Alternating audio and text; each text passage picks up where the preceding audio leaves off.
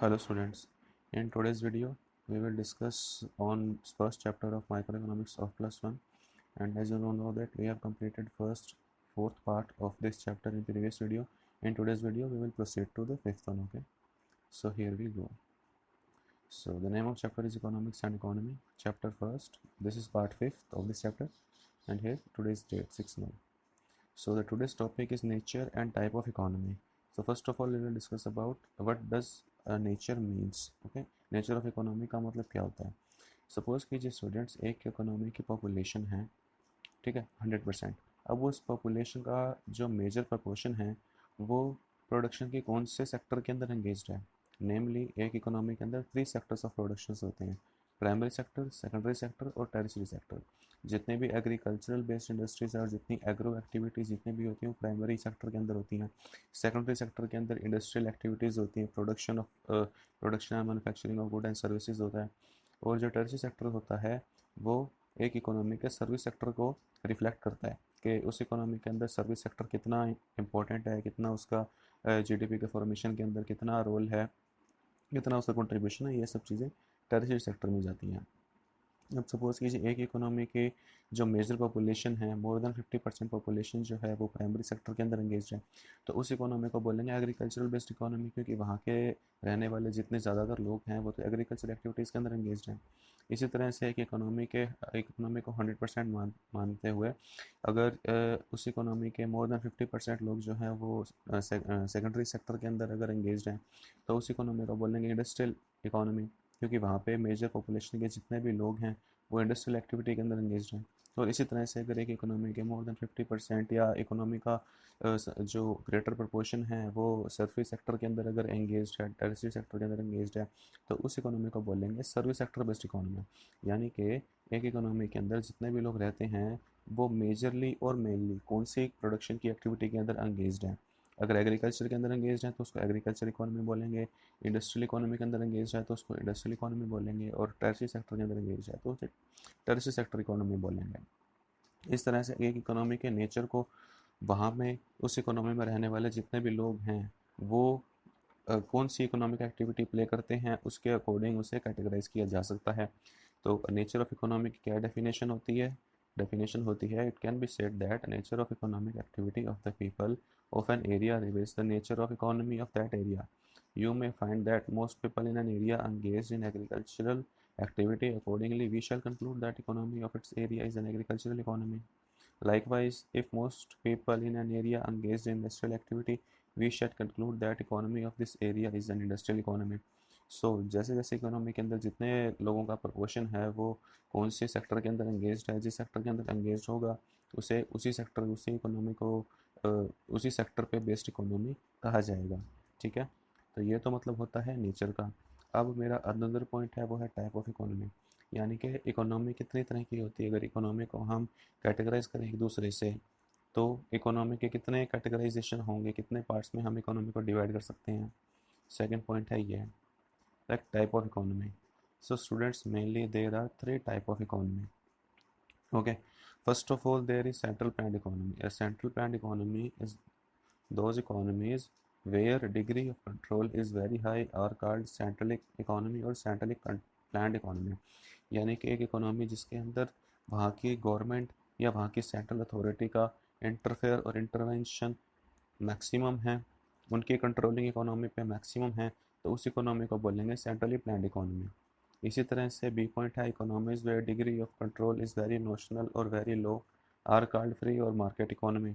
यानी कि एक इकोनॉमी जहाँ पे डिग्री ऑफ कंट्रोल जो है वो बहुत ही कम है और बहुत ही नोशनल है, यानी कि वहाँ पे जितने भी डिसीजंस लिए जाते हैं इकोनॉमी में वो सब वहाँ के प्राइवेट सेक्टर इकोनॉमी के अंदर डिमांड एंड सप्लाई के रिलेशन को, डिमांड एंड सप्लाई के सिचुएशन को देखते हुए वहाँ के इकोनॉमिक डिसीजन लिए जाते हैं, तो वो इकोनॉमी होती है मार्केट इकोनॉमी. और सी टाइप की इकोनॉमी होती है economies where degree of control is moderate are called mix economy. यानी कि एक ऐसी इकोनॉमी जहाँ पे जो डिग्री ऑफ कंट्रोल होता है वो मॉडरेट होता है, यानी कि पब्लिक सेक्टर का और प्राइवेट सेक्टर का दोनों का ही इकोनॉमिक एक्टिविटी के अंदर इंटरवेंशन इक्वल होता है. दोनों के पास ही जो राइट्स होते हैं इकोनॉमिक एक्टिविटी को स्टिमुलेट करने के वो इक्वल होते हैं, तो इस इकोनॉमी को बोलते हैं मिक्स्ड इकोनॉमी. ठीक है, सबसे पहले जो जिस टाइप की इकोनॉमी का एमर्ज हुई सबसे पहले उसका नाम है मार्केट इकोनॉमी। ठीक है, मार्केट इकोनॉमी सबसे पहले आई थी। मार्केट इकोनॉमी में कुछ ड्रॉबैक्स थे, उन ड्रॉबैक्स को देखते हुए एक न्यू टाइप ऑफ इकोनॉमी का फॉर्मेशन किया गया जिसका नाम था सेंट्रली प्लान्ड इकोनॉमी, लेकिन इसमें भी कुछ ड्रॉबैक्स थे।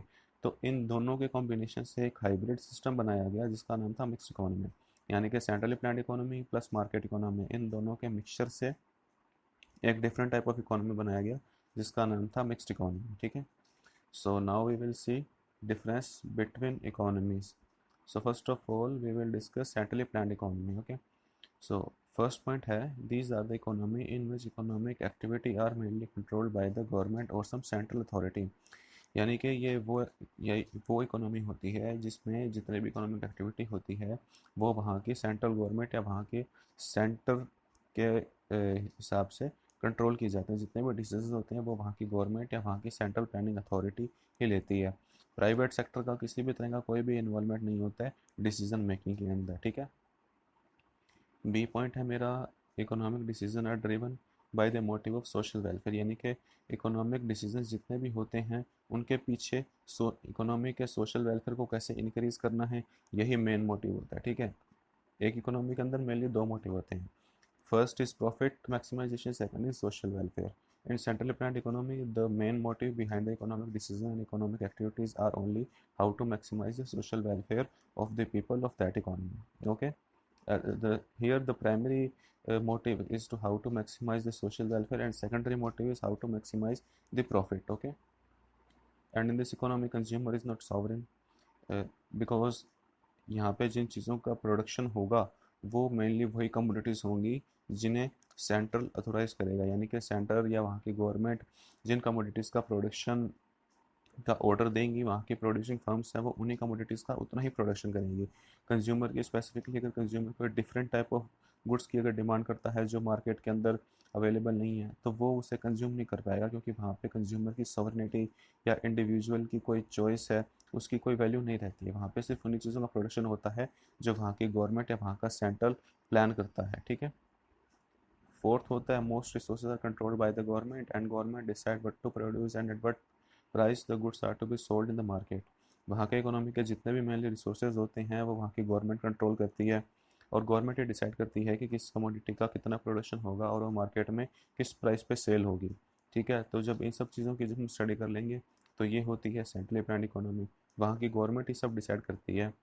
फिफ्थ पॉइंट है मेरा public sector dominates the economic activity, कि वहाँ का जो पब्लिक सेक्टर है वही इकोनॉमिक एक्टिविटी को डोमिनेट करता है। इकोनॉमी के अंदर जितनी भी एक्टिविटीज़ होंगी या इकोनॉमी के अंदर मेजरली जितने भी रिसोर्सेज होंगे वो सब वहाँ के पब्लिक सेक्टर के अंडर कंट्रोल में होंगे। पब्लिक सेक्टर ही सभी रिसोर्सेज को कंट्रोल करेगा और रेगुलेट करेगा।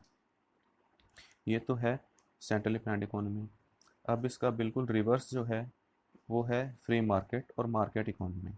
ठीक है, फ्री मार्केट मार्केट इकोनॉमी में क्या होता है, these are the economies where the economic activity are controlled by the market forces, यानी कि ये इकोनॉमिक एक्टिविटी होती है जहाँ पे जितने भी डिसीजंस लिए जाते हैं वो सब वहाँ के मार्केट फोर्सेस के अकॉर्डिंग लिए जाते हैं, यानी कि किस कमोडिटी की कितनी डिमांड है, कितनी सप्लाई है, उसके इंटरेक्शन से उसकी कितनी क्वांटिटी प्रोड्यूस होगी एक फाइनेंशियल ईयर में और वो कितने प्राइस पे सोल्ड होंगी, वो सब इसे डिमांड एंड सप्लाई के रोल प्ले से डिसाइड होता है।